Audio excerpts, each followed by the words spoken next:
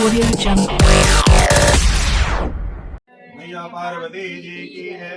हरिओम मंदार माला कुंतालिकाले कपाल माला टिक्त शेखराय दिव्या महवराय च दिगंबराय नमः शिवाय च नमः शिवाय। प्रेम से बोलिए शंकर भगवान की जय। श्री सूजी महाराज जी कहते हैं कि मंदार की माला से केशापान अलकृत हैं और मुंडों की माला से जिन शिव जी की जटा अलंकृत हैं, जो पार्वती जी दिव्य वस्त्र धारण की हैं और जो शिव जी दिगंबर हैं, ऐसे श्री पार्वती जी तथा शिव जी को प्रणाम करता हूँ। रण में कैलाश के पर्वत के शिखर पर बैठे हुए श्री पार्वती जी कहती हैं कि हे महेश्वर, हमें कोई गुप्त व्रत या पूजन बताइए जो सब धर्मों में सरल हो, जिससे परिश्रम भी कम करना पड़े लेकिन फल अधिक मिले। हे नाथ, यदि आप मुझ पर प्रसन्न हैं तो यह विधान बताइए। हे प्रभु, किस तब व्रत या दान से आदि मत से अंत रहित आप जैसा महाप्रभु हमको प्राप्त हुए हैं। श्री शिव जी बोले कि हे देवी सुनो, मैं तुमको एक व्रत जो मेरे सर्वस्व और शिपान योग है, लेकिन तुम्हारे प्रेम के वशीभूत होकर मैं तुम्हें बतलाता हूँ। भगवान शंकर जी ने कहे, भारत वर्ष में जैसे नक्षत्रों में चंद्रमा है, ग्रहों में सूर्य है, ब्राह्मणों में ब्राह्मण है, देवताओं में विष्णु भगवान है, नदियों में गंगा है, पुराणों में महाभारत है, वेदों में सामवेद है और इंद्रियों में मन श्रेष्ठ है। सब पुराणों और वेदों से सर्वस्व जिन तरह से कहा गया है वह मैं तुम्हें एक प्राचीन व्रत बतलाता हूँ। एकाग्र मन से ध्यान पूर्वक सुनो। जिस व्रत के प्रभाव से तुमने मेरा आधा आसन प्राप्त किया है वह मैं तुमको बतलाऊंगा कि तुम मेरी प्रिय दृष्टि हो। भाद्रपद मास में हस्त नक्षत्र से युक्त शुक्ल पक्ष की तृतीया तिथि को उसका अनुष्ठान मात्र करने से स्त्रियां सब पापों से मुक्त हो जाती है। हे देवी, तुमने आज से बहुत दिनों पहले हिमालय पर्वत पर इस व्रत को किया था। यह वृत्तांत मैं तुमसे कहता हूँ। पार्वती जी ने पूछे कि हे नाथ, मैंने क्यों व्रत किया था? यह सब आपके मुख से सुनना चाहता हूँ। उत्तर की ओर एक बड़ा रणवीर और पर्वतों में श्रेष्ठ हिमा नामक पर्वत है। उनके आसपास में तरह तरह के भूमिया, तरह तरह के वृक्ष उस पर लगे हुए थे। नाना प्रकार के पक्षी और अनेक प्रकार के पशु उस पर निवास करते थे। वहां पर पहुंचकर गंधर्वों के साथ में बहुत से देवता सिद्धिचरण पक्षीगण सर्वदा प्रसन्न मन से विराजते थे और वहां पहुंचकर गंधर्व गाते से अप्सराएं नाचती थी। उस पर्वतराज के कितने ही शिखर ऐसे हैं जिनमें अस्फटिक रत्न और वेदुर्मणि आदि से खान भरे हुए हैं। यह पर्वत ऊंचा इतना अधिक है कि मित्र के घर को समझकर आकाश को स्पर्श किए हुए रहते हैं। उसके समस्त शिखर सदैव हिम बर्फ से आंछित रहते हैं और उसमें गंगा जल की ध्वनि सदा सुनाई देती रहती है। हे पार्वती ने तुमने बाल काल में उसी पर्वत पर तपस्या की थी। 12 वर्ष तक तुमने उल्टे टंग कर केवल धुआं पीकर रहे थे। 64 वर्ष तक सूखे पत्ते खाकर रहे थे। माघ मास में तुमने जल में बैठी रहती थी और वैशाख की दोपहरिया में पंचांग तापते थे। श्रावण के महीने में जल बरसात में तुम भूख प्यासी रहकर मैदान में बैठी रहती थी। तुम्हारे पिता इस तरह का कष्ट सहन को देखकर बड़े दुखित हुए और चिंता में पड़ गए कि मैं अपनी कन्या किसको दूं। उसी समय श्री नारद जी वहां पहुंचे। मुनि श्रेष्ठ नारद जी ने उस समय तुम्हें देखने को गए। श्री नारद जी को देखकर ने अर्धपाद आसन आदि देकर उनके पूजा की और कहे, हे स्वामी, आप किस लिए आए हैं? हमारे अभाग है, अभागवश आपका आगमन मेरे लिए अच्छा है। श्री नारद जी ने कहे, हे पर्वतराज सुनो, मैं भगवान विष्णु का भेजा हुआ आपके पास में आया हूँ। आपको चाहिए कि यह योग कन्या रत्न किसी योग भर को दे। श्री हरिनारायण विष्णु के समान योग और ब्रह्मा, इंद्र और शिव इसमें से कोई नहीं, इसलिए मैं यही कहूंगा कि अपनी कन्या भगवान विष्णु को ही देवे।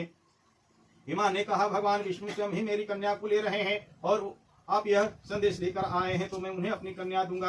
हिमान की इतनी बात सुनकर मुनिराज नारद आकाश में विलीन हो गए। तब पितामह संचक्र और गदाधारी भगवान विष्णु के पास में पहुंचे। वहां हाथ जोड़कर श्री नारद जी ने भगवान विष्णु जी से कहे कि हे देव सुनिए, मैं आपको विवाह पक्का करा दिया हूँ। उधर हिमान ने पार्वती जी के पास में जाकर कहे कि हे पुत्री, मैंने तुम्हें भगवान विष्णु को दे डाला हूँ। तब पिता की व्रत सुनकर तुम बिना उत्तर दिए हुए अपनी सखी को घर चली गई और वही जमीन पकड़कर तुमने बैठे हुई दुखित होकर विलाप करने लगी। और तुमको इस तरह से विलाप करते हुए देखकर सखी बोली, तुम क्यों इतने दुखित हो? इसका कारण बताओ। तुम्हारी जो कुछ भी इच्छा होगी यथाशक्ति उसको पूर्ण करने का चेष्टा करूंगा, इसमें कोई संशय नहीं है। पार्वती जी ने बोली, मेरे जो कुछ भी अभिलाषाएं हैं उसके तुम प्रेम पूर्वक सुनो। मैं एकमात्र शिव जी को अपना पति बनाना चाहता हूँ, इसमें कुछ भी संशय नहीं। मेरे इस विचार को पिताजी ने ठुकरा दी, इसमें अपने शरीर का त्याग कर दूंगी। पार्वती जी ने इस बात को सुनकर सखी से कहे कि शरीर का त्याग न करो, चलो किसी ऐसे वन में चले जहाँ पिता को पता न लगे। ऐसी सलाह करके तुमने वैसे वन में जा पहुंची। उधर तुम्हारे पिता घर घर तुम्हें खोजने लगे। तुम तो द्वारा भी खबर लेने लगे, कौन देवता या किन्नर मेरी पुत्री को हर ले गए हैं। उन्होंने मन की बात कहकर नारद जी ने आगे प्रतिज्ञा कर चुका हूं, मैं अपनी पुत्री भगवान विष्णु को दूंगा। ऐसा सोचते हुए हिमान मूर्छित हो गए। गिरिराज को मूर्छित देखकर सब लोगों ने हाहाकार करके दौड़ पड़े और जब होश हुआ तो सब पूछने लगे कि हे गिरिराज, आप अपनी मूर्छा का कारण बताइए।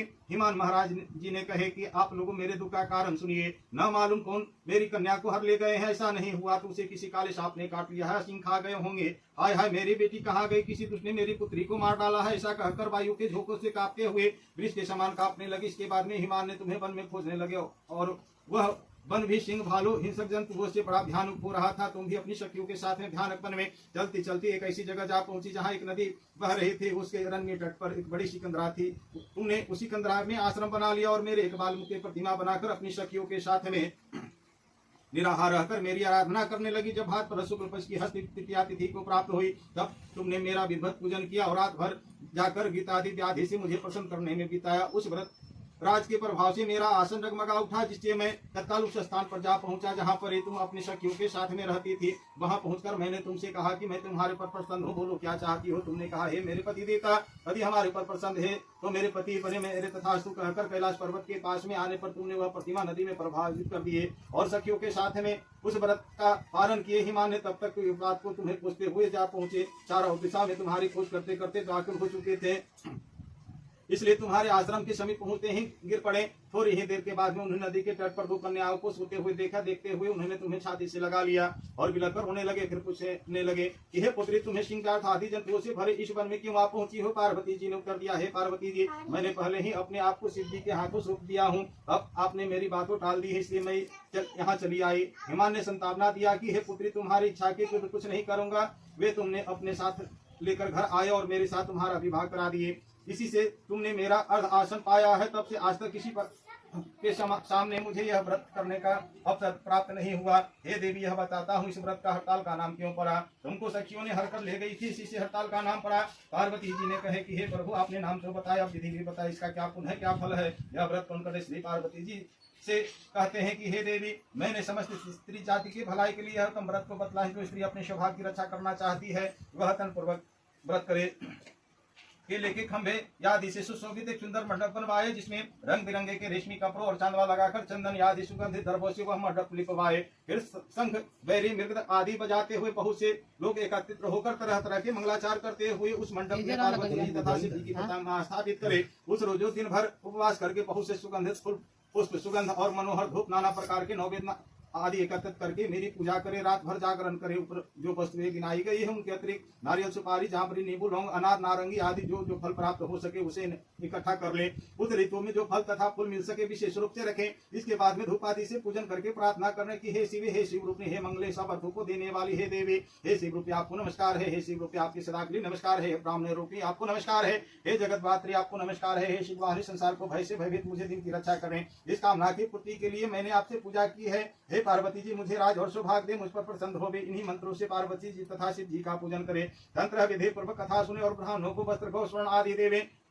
इस तरह से एकचित होकर स्त्री पुरुष दोनों एक साथ में पूजन करें। फिर वस्त्र आदि जो कुछ भी उनका संकल्प करें। हे देवी, जो स्त्री इस प्रकार का पूजन करती है वह सब पापों से छूट जाती है और उसे 7 जन्म तक सुख तथा सौभाग्य प्राप्त होता है। जो स्त्री तृतीया तिथि का व्रत न करके अनभक्षण करती है वह 7 जन्म तक बंध्या और रहती है और उसको बार बार विधवा होना पड़ता है। वह सदा ही दरिद्र पुत्र शोका उससे शोकाकुल स्वभावना राखने तथा दुख भोगने वाली होती है। और उपवास न करने वाला स्त्री अंत में घोर नरक में जाती है। मांसाहार करने से, बाघिन दही खाने से, बिल्ली और मिठाई खाने से, चींटी और सब खाने से मक्खी होती है। ईद का अन्न खाने से, सुर्खी फल खाने से, बंदरिया पानी पीने से, जोक और दूध पीने से, सांप उस रोज सोने से, अजगरने और पति को धोखा देने से मुर्गी होती है। इसलिए सभी स्त्रियां व्रत अवश्य करें। दूसरे दिन स्वर्ण, चांदी, तांबा अथवा बांस के पात्र में भर के ब्राह्मणों को दान दे और पारण करे। जो स्त्री इस प्रकार का व्रत करती वह मेरे समान पति को पाती है और जब वह मरने लगती है तो तुम्हारे समान उनका रूप हो जाता है। उसे सब प्रकार के संसारिक भोग और समायुक्त मुक्ति मिल जाती है। इस हड़ताल का तीज का व्रत कथा मात्र सुन लेने से प्राणी 1000 अश्मेक और सैकड़ों बातें करने का फल प्राप्त होते हैं। देवी, मैंने यह सब व्रतों में उत्तम व्रत बताया जिसके करने से प्राणी सब पापों से छूट जाते हैं। इसमें कोई संशय नहीं। प्रेम से बोलिए शंकर भगवान की जय, मैया पार्वती जी की जय। अच्छा, फूल चढ़ा दीजिए। यहाँ महादेव जी के पास में चढ़ाइए। उन्हें महादेव जी के पास में चढ़ाइए। देखो आरती कल्याण बस बाबू 10-15 मिनट में आ रहे हैं। हो गया यहाँ खत्म। कथा समाप्त हो गई है दोस्तों। अब पंडित जी को सब दक्षिणा दे रहे हैं। पंडित जी काफी व्यस्त लग रहे हैं। अब देख ही रहे उनको फोन पे फोन आ रहे हैं। बस तुरंत आ रहे हैं।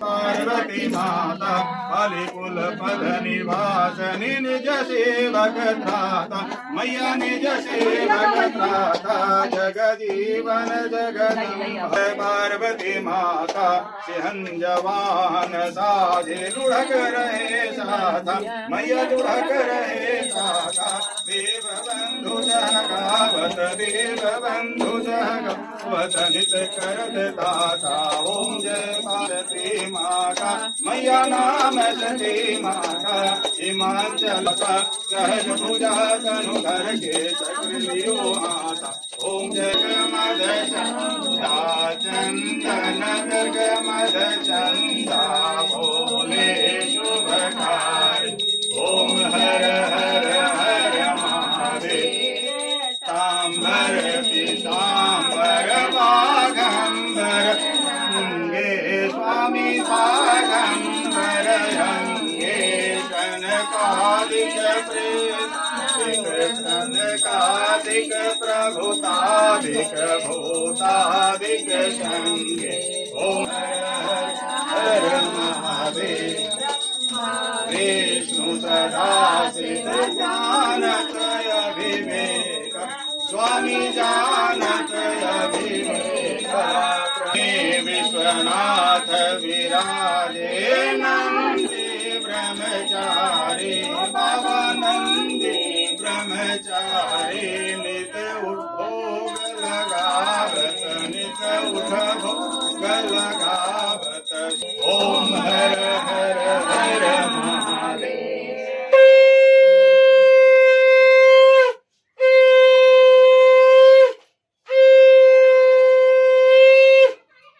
शंकर भगवान की जय जगत जननी माता की जय ओम नमः पार्वती पते नमः हर हर महादेव। आरती के थाली में जल गिरा दीजिएगा भगवान को अर्पण कर दीजिएगा उसके बाद में दिखा दीजिएगा आप लोग आरती ले लीजिएगा।